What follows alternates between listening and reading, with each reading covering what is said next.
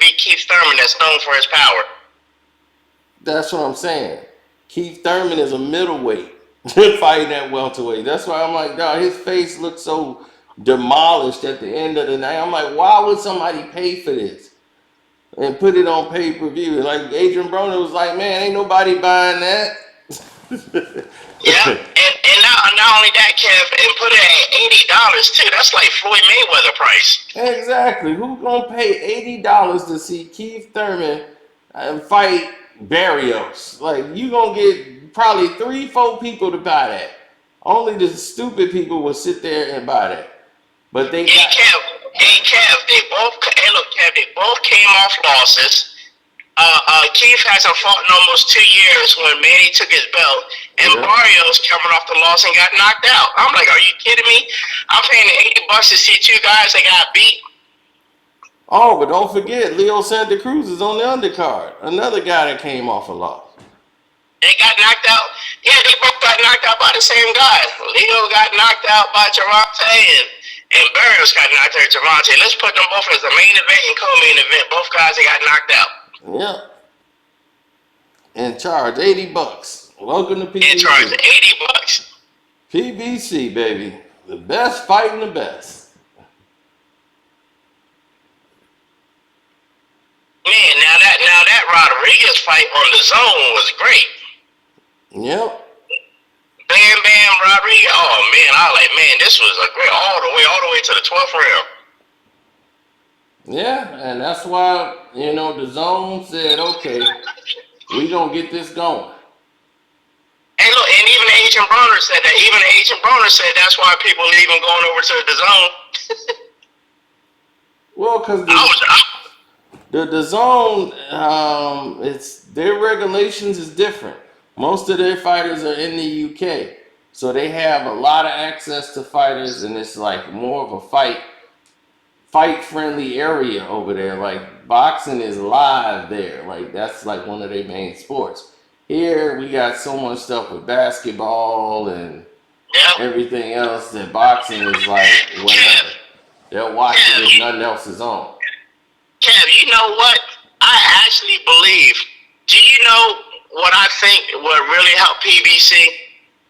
I really believe if PBC would copy the Zone's model of making an app and charging $20 a month, I think it will work. But you trying to charge $80 a month for every month? You're talking about $1,000 a year? But see, that's the problem. PBC can't do that because they're not in place for that. They have so many people under that umbrella that they won't be able to just do an app service like that. Because Showtime, that would go against Showtime. Showtime be like, hey, wait a minute. If you guys gonna do that and make y'all PBC show over there, what about our shows that we do combined with our app that we got Showtime anyway? So all of y'all fights supposed to be like all the fights that we do, but I'm like, look, Fox is gonna say, hey, wait a minute, what you doing? You can't make no PBC app, and we got the Fox shows here. But if they did, it would be smart. Yep, But that's what I'm saying. If he would have took that 800 if they million could, hedge fund, but see, at that time it wasn't developed. It wasn't right when they did that. When they still can use the hedge fund money to do all this stuff now. It's just that now which they should. PBC was supposed to be self-sustainable by now. So the problem that has become and bestowed on all of them is that PBC is now what you would call running on pay-per-view money because nobody's putting up the money anymore. No more front money is being put into the project. So Yep. if you got no more front money that's going to be wasted and put in that direction, the main thing you're going to have to do now to survive is to say, okay, I can't do it this way. I got to survive some type of way doing this. And I don't have any money. Oh, pay-per-view. Let the people pay for it if they want to see it. COVID messed up everything. And since COVID messed up the boxing world, which is basically having people in attendance, that's a sport that can't survive without people being in the stands to Yeah, watch the without getting money. events. Exactly, because you got to think of the smaller fights. You know, Yep. those fights that matter, the undercards and everything else. So now they don't have their money. They're losing. Everybody's losing. Yep. So it's not making any sense.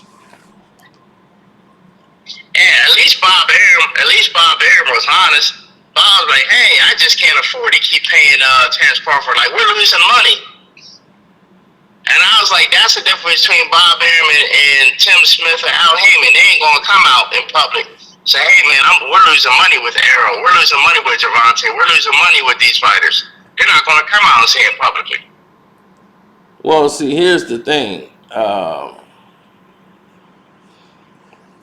They're not gonna say that because Al Heyman don't speak. I don't even know who Tim Smith is. The black dude that's the vice president that does all the talking for them. Yeah, I know, and he don't do any talking. So that's he hardly says anything. So Well, Al Heyman makes him do a presser once every 6 months to talk. So he talks twice a year. exactly. That's what I'm saying. So he don't really give you any information whatsoever. Kev, I forgot to tell you. Yo, I'm waiting on footage. From Alejandro. Alejandro got some old footage he was sitting on, man. And man, he said, man, I got footage, Sean. He said I had put down the camera, but I was still recording. I forgot what fight he covered for us. And on there, Sam Watson said something about can't nobody stand Jamal Charlo. They gonna try to cash him out with Canelo or something like that. How old is this? I want to say in the last 3 to 4 months. Last 3 months. Oh, well, yeah. I was That's confused because he got Sam Watson talking about how they don't like the Charlos. well, nobody likes them. And now that people are starting to see what we knew 10 years ago. Yep. Now the whole world gonna see. Put them in there with Canelo, so y'all can see how not ready they are. Yep.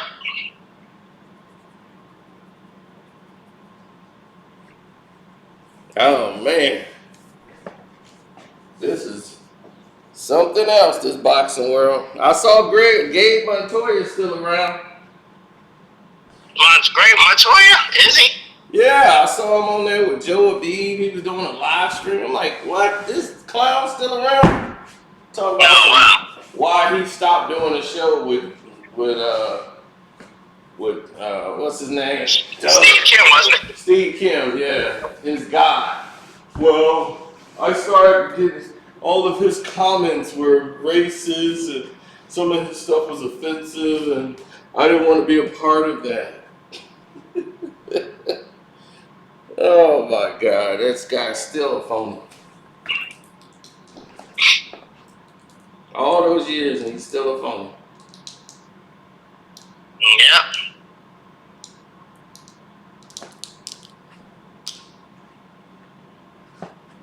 Kev, who's this black dude that everybody keeps talking about that passed away? Some Kurt Sugar, the boxing historian. I'm like, I ain't never heard of this guy. Kurt Sugar? I never heard of Kurt Sugar. Are you talking about Kurt Yes, Sugar? I guess some black guy is part of the LDBC and everybody labeled him the boxing historian. I said, I ain't never heard of him. Well, I don't know. I gotta go check it out and see who he is. I probably have seen him before or said something to him. I don't know. Even Blood Boxing gave him a shout out. I was like, who is this guy? Like, how did I miss this guy?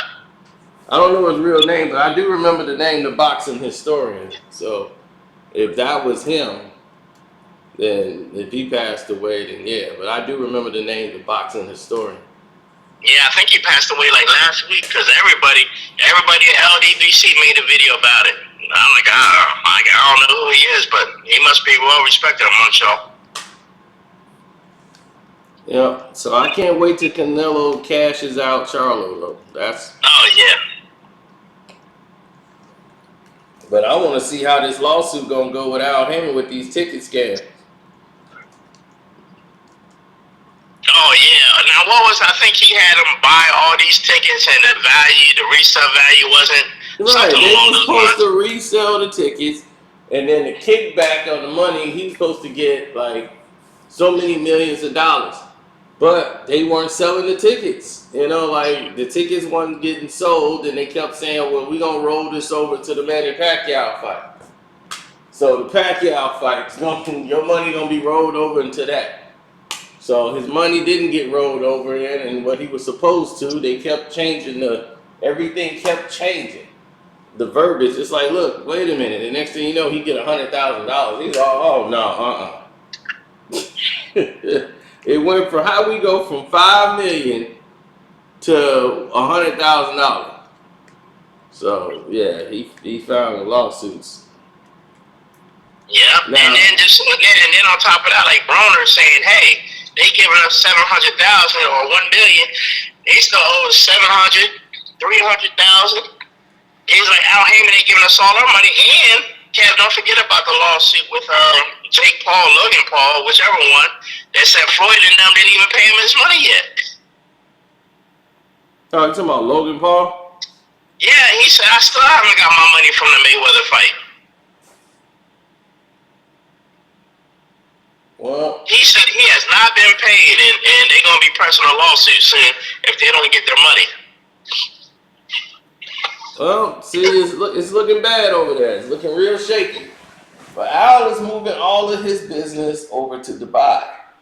See, that's where he's trying to move all of his business, his fighters, everything, fighting overseas. Because overseas, they already got the money. So that's why Floyd's over there. That's why Nate's been living over there now. Nate Jones has been over there in Dubai training their fighters, everything. All of this been going on for about, the last 2-3 months. So they got some fighters they're trying to bring out, and they want to get into the boxing game heavy. They're not trying to have just one fighter come out. They want to have a lot of fighters come out and be ready. But how they going to get people like Tank Davis and Broner and all over there, and they got felonies? Half the fighters got felonies for PBC.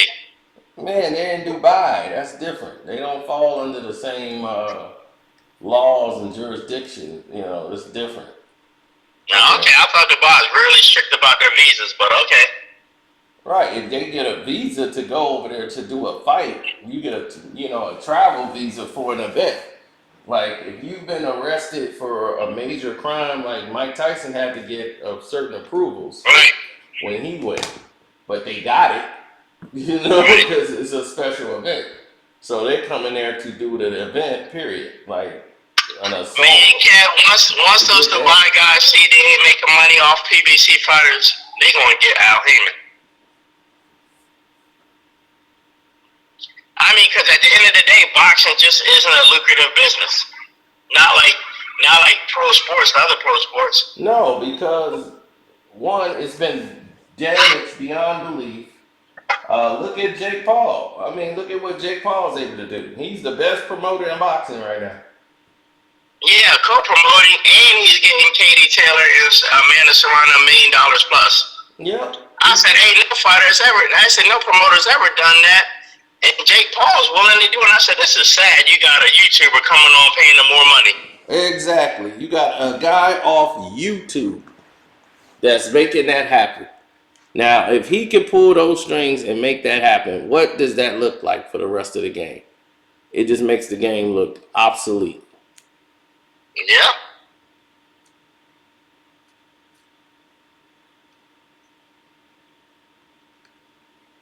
So I've never been worried about anything everybody else had to say about anything about the sport of boxing and what else, because they've been living off YouTube for the past 20 years. the past, well, since 2006, Yeah. they've been living off YouTube more than any sport in the world, Sean. Boxing made its bones off YouTube. Right. Because that's the only media that was supported. Mainstream media wasn't thinking about it to cover it or do anything. Yep. Mainstream media could care less. They wanted nothing to do with boxing. Hey, you know how I knew? You know how I know mainstream media was done with boxing? How I knew that they were truly done with boxing. Mm-hmm. I knew they were truly done with boxing when they fired Dan Raphael and said, "Man, your services are no longer needed. Boxing is dead." Oh, Dan was like, "What? Yeah, we don't need boxing on ESPN. It's dead. We're done with them." oh yeah, that's when it was completely done. That's when they closed their doors. The only Yep. thing that kept it, the energy flowing, was the fact that they had Mayweather and Pacquiao. The two big fight, that big major fight was looming. So Yep. from that point on, first people forget it was Miguel Cotto and Floyd. That was the big fight. It was never Manny Pacquiao. It was always Cotto and Mayweather. Which one gonna fight each other? Cotto and Mayweather and all that stuff. So that was the major attraction that they want to happen at that time. But you had other fights in other divisions that was keeping the sport going on. So once it got to 2000, like, because 2006 is when they started doing the 24/7, and I'm happy to be on record for being the first person ever on 24/7, on the very first 24/7. I got a cameo. I remember that. I Yeah, know, and won't nobody live it. Sean, I get asked about that every blue moon. I just got asked 2 days ago about that. Yeah. So that's amazing that in 2.2 seconds, I became a star in 0.7 seconds. I'm like, man, I wish this was lucrative for me because everybody keeps like, man, you was on there with Mayweather. So, but that started the 24/7. Yep. Then from that, it went from boxing, being on HBO and giving it the light, and it's YouTube videos. My first videos on YouTube was about boxing. So that was it. And then Mayweather was getting ready to fight Floyd Mayweather. So I'm showing people and telling people about the fight. I'm getting hits and views off that. My very first channel, we was talking about how Oscar De La Hoya could win, how Floyd Mayweather could win. Those were two of my like top videos at the time. Right. And I remember in the gym punching the bag, everything. So Right. it's crazy looking back at that. But it's funny because to me, watching and looking back at that and looking at how the media was like, all like, we're gonna deal with these sports writers, and to see the newspapers fall. The newspapers started to close shop. They started to reduce jobs, cut these people off. So most of them went online. So we're gonna start an online paper. And then Examiner became like the big website. We're gonna pay people out of our ad revenue money. And we're gonna get it. We got the ad revenues. So they were excited. They were, yes. We got this company called Examiner. They're paying us, and that's when Mike Marley, who used to work for Bob Arum, Don King, all those guys. Mike Marley went over there. All these other sports writers, they went over to Examiner and got jobs. So they used to get paid for their articles. Yep, I remember that. Right, so they used to work for all the boxing companies. So Examiner was paying them. And what they were doing was they had found a way to manipulate the viewership for ads, because how many views and how many people click on the ads dictates how much money they get from the ad revenue companies. So what they would do is send it to Field Boxing, because that's right there, and that's how you get a lot of views. If it's sent over to field boxing, all the Filipinos that's into boxing, they got two sports, boxing and basketball. That's it. A lot of those Filipinos get on there and load it up, and it was taken off of there. Yep. So that's how that whole cycle was going. This is before Manny Pacquiao and Floyd ever had their engagement. This is back in like the early 2006, 7. So they still was talking about Miguel Cotto. They cared about boxing, period. It wasn't just about Manny over there at field boxing. It became that once people start pushing the narrative of Floyd and Manny back in like 2009 and all that. They wanted to see the fight. Like, oh, this is it. Once he beat Cotto and all that. Now it's like, oh, this is it. Mayweather got to fight. He's got to fight Manny Pacquiao. That's the fight we want to see. So the more that started happening, the bigger that came. Boxing became big on the internet. Everybody wants to talk about Mayweather and Pacquiao. So there was all these people creating their boxing channels and started talking boxing, and it was their livelihood was on YouTube. To that, nobody in the sports world was even thinking about covering them. They wanted to get access from the major sports. They wanted to only cover the big fights. If it was the smaller fights that were great to us, but they were like, I don't know those guys. I'm not going out to that fight. They don't want to cover it. Right. So if they don't want to cover it, they're going to send them to the abyss. Right. Just send them wherever. So all the internet guys start getting credentials. Right. You remember that? So right away, you want a credential? All you got to do is really apply. I'm picking up a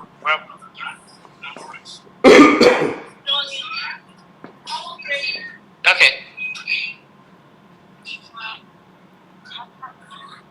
Yeah, go ahead, Cam. Right. All they had to do was apply, Sean. Right. And that was it. Some of them didn't do that. They would spend their own money, go down to the fight, grab their phone, and just start grabbing fighters and doing interviews. Yep. Then you start having people that weren't professional at all and loud in the press media room. And they were saying the craziest things at people because they have no journalistic integrity. They have no training. They're just fans who want to cover the sport, and they're being allowed to go into press rooms and interview and ask promoters questions about the business when they have no idea how it works whatsoever. And I mean, one time it was just god awful the way they attacked Kathy Duval. Oh my gosh, that had to be the worst thing to ever witness. It was that bad, Sean. Yep. She was like, well, how did you guys get in here like this media? And it made us look bad because they just targeted all black, like, oh, this is the black folks. So whenever the black folks come around, they like, oh, this the black media sport, the black boxing media. I mean, no, these just some idiots. They just fans. Right. They don't know any better. This is it. So for them, because then at one time when they were giving the media credentials out, I remember specifically saying, hey, when you're in the back, you can't ask to take pictures with the fighters and this and that. Oh yeah, that's when Golden Boy made that a rule because everybody came there at one time and they was in there tweeting. First, Golden Boy was like, you can't tweet about the fight. Anybody tweet about the fight, because they didn't understand how Twitter worked.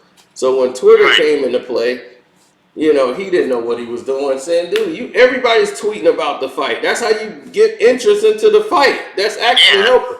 No, you're telling people the results before, they can see it at home and all this. Now the people ain't going to want to watch the fight on the replay if they know that. He's like, no, they don't. No, they won't. That don't mean any of it. This actually building up. So they tell the media, sports media, if you tweet about the fight and tell the results and anything else, thank you. We're kicking you out. Yep. Then somebody told Oscar that's really stupid. And then he was like, "Oh, okay, it was really stupid. My bad." Yep, you're welcome. Right.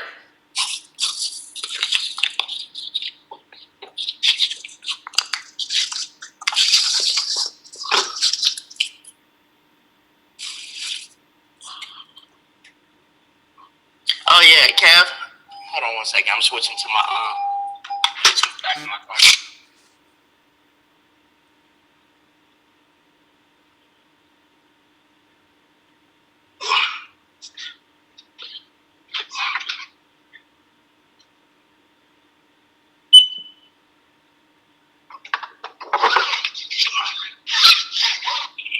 All right, can you hear me, Kev? Mm-hmm. And Kev, that's the thing. I don't know how to turn off this. I want to beat this. There we go. And that's the thing, Kev. Just like when you watch the fights now, just like how we said, we're not paying no money to watch no $80 pay-per-view, right? Right. And the funny part is, every 2 to 3 rounds, PBC or Fox, they'll put up a highlight clip of that round. I'm like, see? All I gotta do is just get on Twitter, and they'll put out highlights of every round. Pretty much. Really... And that's the thing now. The casual fans are not really glued in anymore because of that. You said the what fans? The casual fans. That's what they do. Casuals are doing that whenever they can catch it. But they're looking like, okay, well, maybe that'll make people get interested in the fight, to watch the next fights. They're not thinking about just that fight. They're thinking in the future. Right. But what's happening is that they just gonna continuously do that because they'll forget about it because they're not as glued, because the sport is not really a known thing in the sport no more. Like, it's everybody attention span don't last that long.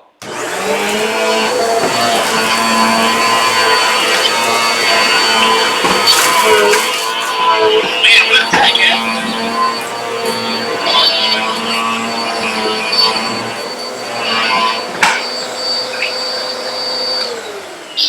Sorry, I can't allow that dust pile to sit there. I had to get that up. Oh, I know what that was. I was like, man, it sounded like Kev under attack.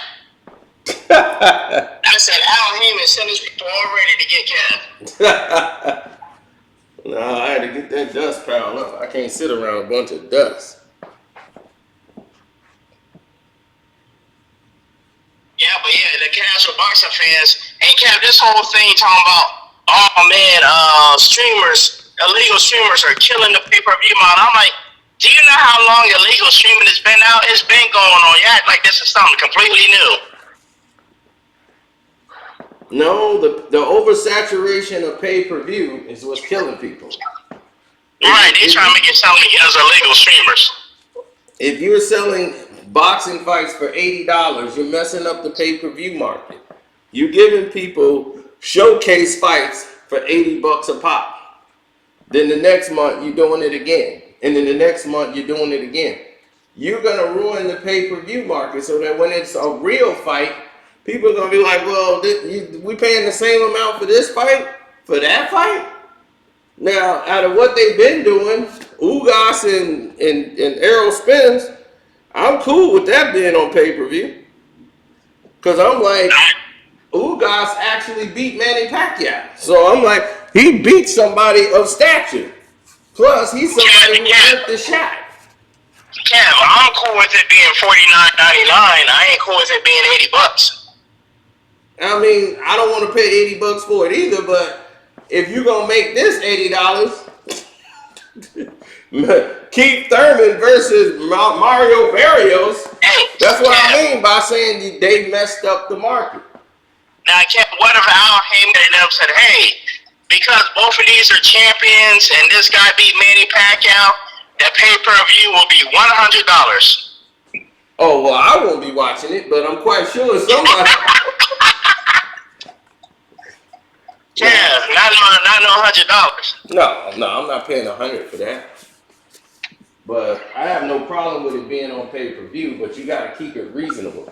And especially during a pandemic time, You just overcharging just to be overcharging people. That just don't make any sense to me. Yep.